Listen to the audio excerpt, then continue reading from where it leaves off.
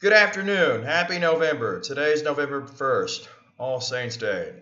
As you can see, I haven't recorded a video in a while, so this is why I'm recording one now. I've also been up to writing a new blog about living abroad with Asperger's. I've been wrapped up with that. It's in its initial stages, and hopefully in due time that will pick up some speed and get more readers. But we're not talking about my blog today. I'm here to talk about why I don't teach in the classroom anymore. It doesn't have anything to do with my falling out with Major, which happened at the beginning of last year. It's been almost 2 years. Well, actually, it has something to do with that, but not exactly. That was a long time ago. I know they sold me down the river, but that's neither here nor there. I've accomplished a lot of stuff since then, enough to make me forget about Major.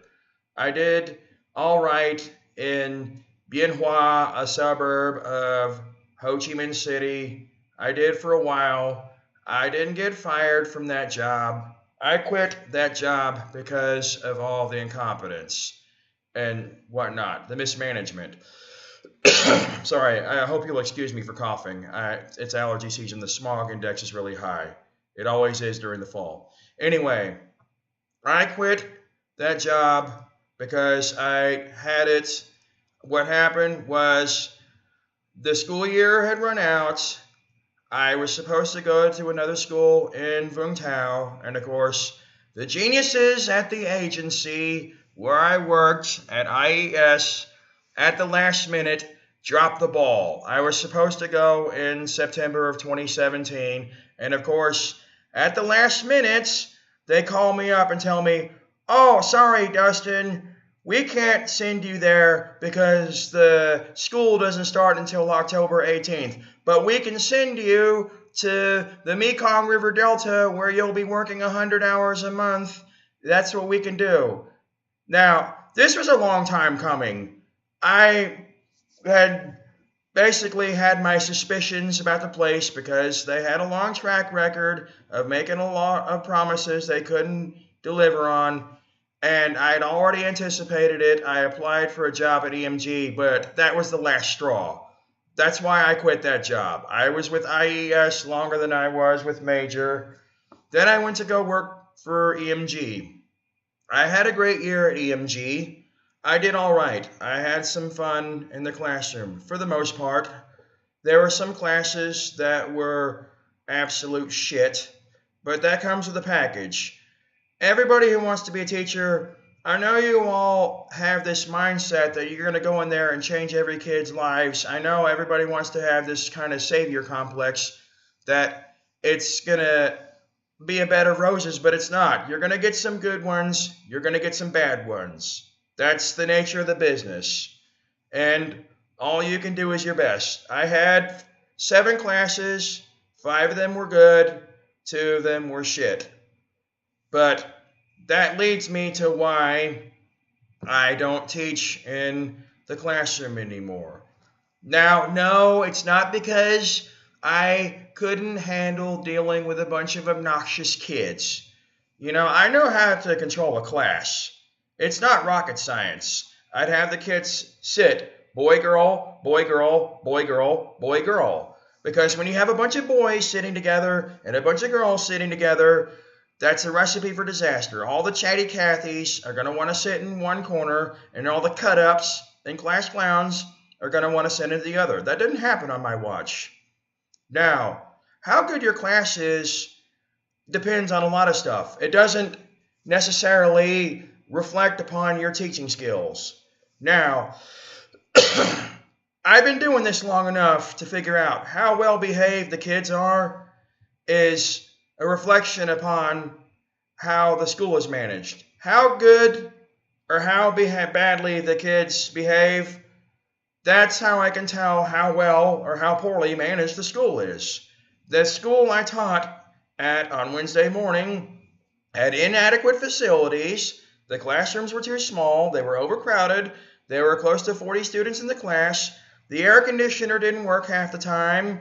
It was god-awful hot in there, and the geniuses in charge of the administration didn't want to pay the money to get it fixed. without further ado, it was at the crack of dawn at 7:30 in the morning. Nobody's firing on all cylinders that early in the morning. Nobody wants to bring in their A game. That was part of the problem. Plus, they were 7th graders with raging hormones. 7th grade is the worst grade to teach, from my experience. In addition to that, they decided to have all of the festivities going on out in the common area. They don't have an indoor gym. They go outside, and of course the kids out there making a lot of noises, sound carries, that's stimuli. But that's not all of it. The main reason why I don't do that anymore, teach in the classroom anymore, and why that class was unruly, because somewhere around mid-April, towards the end of the year, the geniuses in charge of the administration, they decided to give the kids all their final exams for the year. And the school year didn't end until the end of May. After we did the final exams, of course, the kids, 7th graders, being the natural cut-ups they are, they all wanted to clown around and fuck off. They didn't want to do any work. They didn't want to do this. They didn't want to do that. All they wanted to do was play. But mostly, I had an incompetent TA. I didn't know. I pretty much gave up on them at that point because I knew that I wasn't ever going to be able to have students that were going to give it their best. Because also, that also reflects upon this. Because like in Thailand, in Vietnam, what they do is they had me rig the grades. I didn't like it.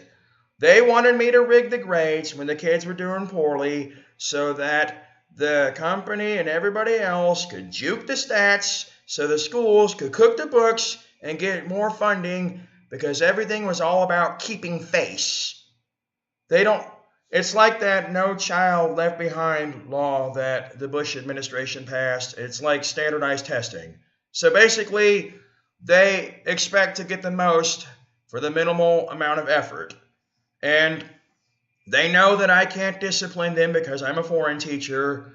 They know that I can't flunk them. The kids catch on to that by the time they're in 6th or 7th grade, and of course, that's what happens. But my TA also, he didn't want to keep the class under control. There were times when actually he was hitting the kids, and I didn't like that. I don't like when teachers hit kids. I'm strongly against corporal punishment. There was a time when I was in favor of corporal punishment because I was a bully kid myself in school, but also that was before I knew what was up. When you start doing corporal punishment or whatever, that's what makes them more aggressive. That's how they grow up to be serial killers and criminal sociopaths. So that's why I didn't like that. They're kids, you know. They got a lot of energy. They were like little puppies cooped up in a kennel. But then, anyway, around the tail end of April, this was just happenstance. I did a survey. I wanted to do something to keep them occupied because I knew they weren't going to work. Excuse me, my nose is itching because the allergy's really bad. Anyway, I knew they weren't going to work. I knew they didn't want to apply themselves, so I had to do something. So I had them all write down anonymously what they liked about my class, what they didn't like about my class. I said, okay, kids, tell me why you like my class if you liked it. If you didn't like my class, that's okay too.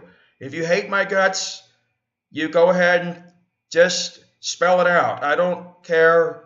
I mean, the year's almost over, and I don't need to know your name. I know not everybody's going to like me. So they still liked me, but what happened was they wrote it down on a piece of paper. And in that paper, on that paper, I found out, so one of them wrote down that my TA was inappropriately touching some of the students. And the TA was also making sexually explicit comments to some of the girls. I don't know if that's true or not, but I didn't take any chances. So the 3 kids who wrote that down, I had them come outside. They went by Donna, by Kevin, something else. I don't remember their names, but I talked to them. I said, kids, do you have any idea how serious this is? How much trouble you can get in for making up a story like this? And I said to them, don't bullshit me, okay? I want you to look me in the eye and be honest with me. Did this really happen? And of course, Kevin says, well, I don't know exactly. It may have happened. I don't know for sure. I think I heard it somewhere. So basically, he was trying to shift the onus on somebody else. I talked to Donna, and I talked to the other kid. I talked to the 3 kids. And of course, I couldn't get a straight answer, but I didn't want to take any chances. And I felt guilty because this all happened on my watch. If this really was true, it happened right under my nose. I reported it to Mark, my manager at EMG. I reported it to Anthony. They're stand-up guys. They're great guys. They understood I had Asperger's. They worked with me. They didn't work against me. So Mark even said, this is serious. They both took it seriously. They investigated it. They did their jobs. They did the right thing too. They said I did the right thing. So they reported it to the HR people. The HR people, from what I told, launched an investigation. That's what they did. That's what I'm told they did anyway. I don't know if it's true. They questioned the kids' parents, the kids in the other classes, wherever the TA was. So they couldn't find the goods on the guy. I didn't like the guy either because I thought he was lazy and incompetent and he didn't do anything. But that's the side the point. I mean, he wasn't a very good TA to begin with, but I especially didn't appreciate the way they handled it. Even if the guy was innocent, they should have at least pulled him out of the classroom. Because obviously something was going on. If it wasn't that, it was something else. And, you know, where there's smoke, there's fire. But to be honest, it's not all EMG's fault. I was planning on doing this anyway. I'm actually trying to morph into a new career as a computer programmer. I want to become a digital nomad. I want to travel around the world. I'm going to be 40 next year. I'm never married. I don't have any kids, and I want to feel like I'm doing something productive with my life. Plus, it's time for a change. I'm moving to Mexico. I'm going to see how things work out there, and if that doesn't happen, then I'll go down to South America. Because I have AS and because of the Asian mindset about mental health and other stuff, we don't need to get into that. But anyways, the bottom line is Vietnam's not a bad country, but this part of the world and I are mismatched. I'm going back to the West where I belong. So that's why I don't teach in the classroom anymore, and that's why I also teach online now, because I can live wherever I want and not have to deal with all the politics and whatnot. I don't have to juke the stacks, cook the books, or be responsible for any of that. The only thing I have to deal with now is some other stuff that's political stuff, you know, because in a lot of Asian cultures, a lot of Asian companies, actually I saw this at EMG and I've seen this other places, they have a double standard towards Western teachers and other Asian teachers.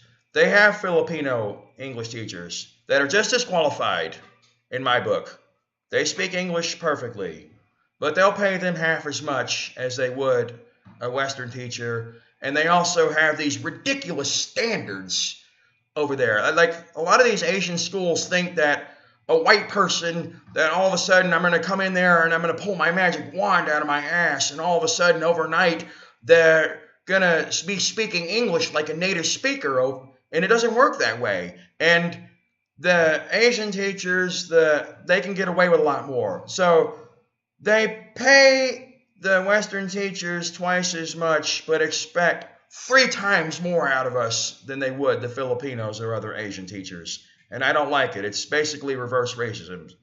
But in any event, because of all that, and because I'm ready to try something new, I want to be a digital nomad. I actually am studying to become a coder, and I want to become a professional blogger. I'm undergoing a career changes. I'm in the initial stages. So that's why I don't teach in the classroom anymore. It has nothing to do with me being a bad teacher or anything else. I actually was nominated for Teacher of the Year at EMG.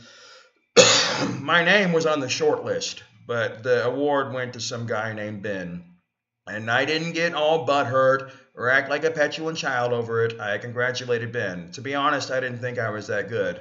But I got letters of recommendation from Mark and Anthony, and I left there on good terms. But that whole situation with my classroom and the TA and all the sexual misconduct, I think that was a wake up call that it's time to move on to something else.